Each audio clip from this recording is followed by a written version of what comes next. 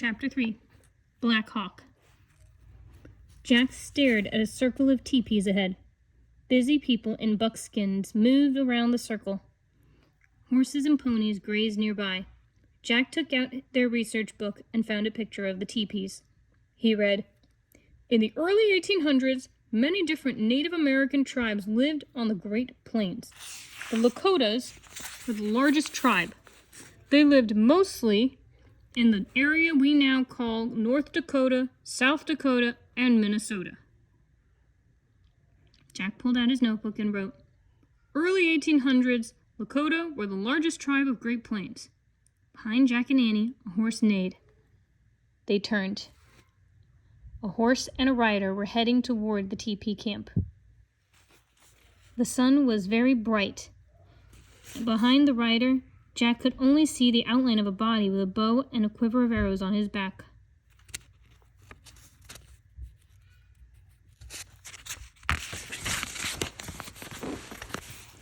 Jack quickly flipped through the book. He found a picture of a man on a horseback carrying a bow and arrows. Below the picture, it said, "Lakota Warrior." Jack read, "Everything changed for the Native Americans of the Great Plains after white settlers arrived in the mid-1800s. Fighting broke out between Lakota warriors and white soldiers. By the end of the 1800s, the Lakota were defeated.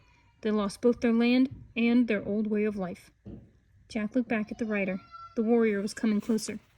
"Get down," he whispered. "Why?" said Annie. "This might be a time when the Indians are fighting with the settlers," said Jack. The grass rustled as the warrior passed by them. His horse neighed again. "Shh," whispered Jack, but it was too late. The warrior had heard Teddy's barking. He galloped toward them, grabbing his bow. "Wait!" shouted Jack. He jumped up from the grass. "We come in peace!" The rider halted. Now Jack saw that he was only a boy on a pony. He couldn't have been more than 10 or 11. "Hey, you're just a kid," Annie said, smiling. The boy didn't smile back, but he did lower his bow when he stared at Annie. "What's your name?" she asked. "Black Hawk," he said. "Cool name," said Annie. "We're Jack and Annie. We're just visiting. We live in Frog Creek, Pennsylvania." Black Hawk nodded. Then he turned his pony around and started toward the Lakota camp.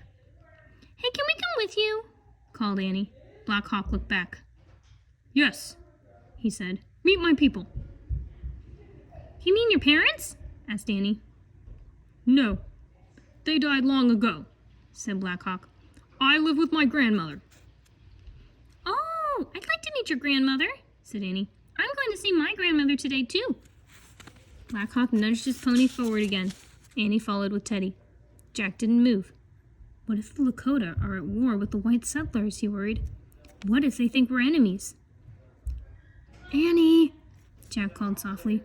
"We don't know if it's safe or not." But Annie just waved for him to come on.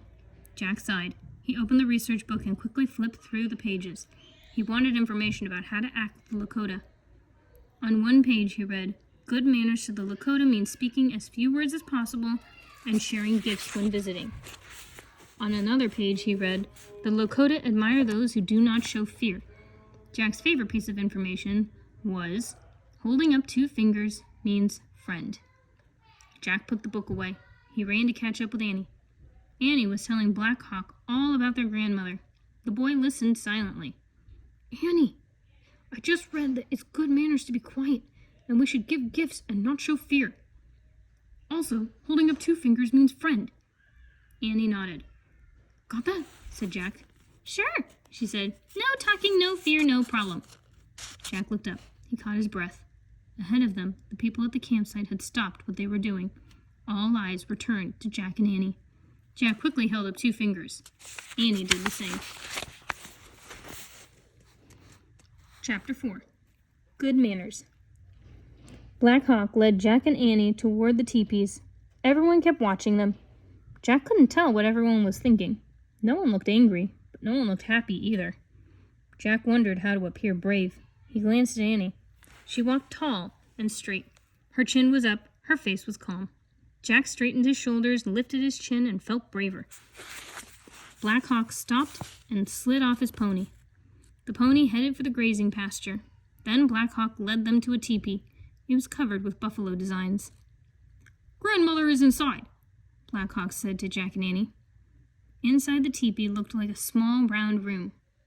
A fire burned in the center. Smoke rose through a hole at the top. An old woman sat on animal skins.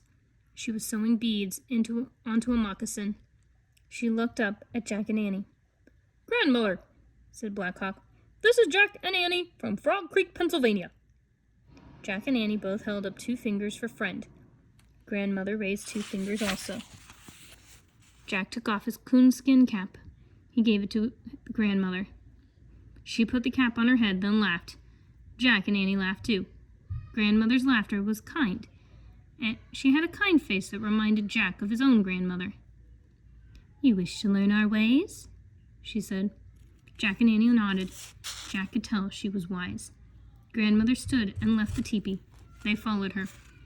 Outside, everyone was busy again. They all seemed to know that Jack and Annie weren't enemies. Jack looked around the camp. Men and boys carved bows. Women and girls pounded meat and sewed clothes. One girl was adding claws to a buckskin skirt. "The bear claws will give her the strength of the bear," said grandmother. "She will sew on hawk feathers, elk teeth, and porcupine quills too. All will give her the power of the animals." Jack pulled out his notebook and wrote, "Sew bear claws to shirt." "I have strong animal power when I go on a buffalo hunt," Black Hawk said proudly. "What do you mean?" asked Jack. "I will show you," said Black Hawk. "Wait!" Black Hawk went back inside the teepee. Annie turned to grandmother. "Why does he hunt the buffalo?" she asked. "The buffalo gives our people many gifts," said the old woman. "Food from his body, teepees from his skin, tools from his bones." Jack started making a list. "Cups from his horns," grandmother went on. "Ropes from his hair, even winter sleds from his ribs." Jack finished his list. Buffalo. Skin, teepee. Bones, tools. Horns, cups. Hair, ropes. Ribs, sleds. "That reminds me of a seal hunter in the Arctic." "Yeah, he used all the gifts from the seal's body. He didn't waste a thing." Just then, Teddy began growling and barking. Jack and Annie turned around. They both gasped. Coming out of grandmother's teepee was a huge wolf. Chapter 5. Sunlight and Midnight. The wolf had yellow eyes and sharp teeth. Teddy snarled and barked. Arrgh. Annie rushed forward to grab the little dog. Suddenly, the wolf stood up on its hind legs. "Yikes!" said Annie. She leaped back. Then she and Jack started to laugh. The fierce wolf was Black Hawk, wearing a wolf's hide. His head came through a slit near the wolf's neck. He gave Jack and Annie a little smile. "That's a great wolf suit," said Annie. "Why do you wear that?" asked Jack. "The wolf is the most powerful hunter of the buffalo," said Black Hawk. "When I wear his skin, I feel his strength." "Wow," said Annie.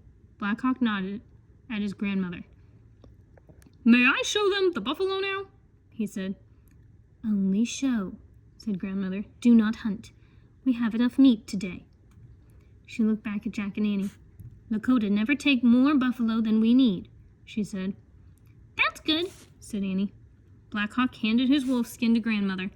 Then he ran to the grazing ponies. He climbed on his. Then he herded 2 ponies, one black and one yellow, over to Jack and Annie. "Hi, Midnight. Hi, Sunlight," said Annie, naming the ponies. She patted their noses. "Annie," whispered Jack, "how are we going to ride without saddles or reins?" "Just hold on to their manes," she said, "and grip with your legs. Watch." Annie threw her arms around Midnight's neck. She slung her leg over the pony's back and pulled herself up. "I'll carry Teddy in the bag," Annie said. Jack picked up Teddy and slipped him into the leather bag. He handed it to Annie, who hung it over her shoulder. Teddy's head peeked out of the bag. "Bark!" he barked. "Giddy up, Midnight," said Annie. The pony started to walk away. "Wait," said Jack. He turned to Black Hawk. He had just a few questions. Black Hawk let out a wild whoop, and took off too.